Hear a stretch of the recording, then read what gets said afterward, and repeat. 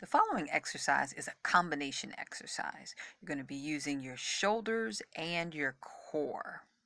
So you're going to start off seated on the floor with dumbbells, or you could use water bottles if you don't have them. Arms out in front of you.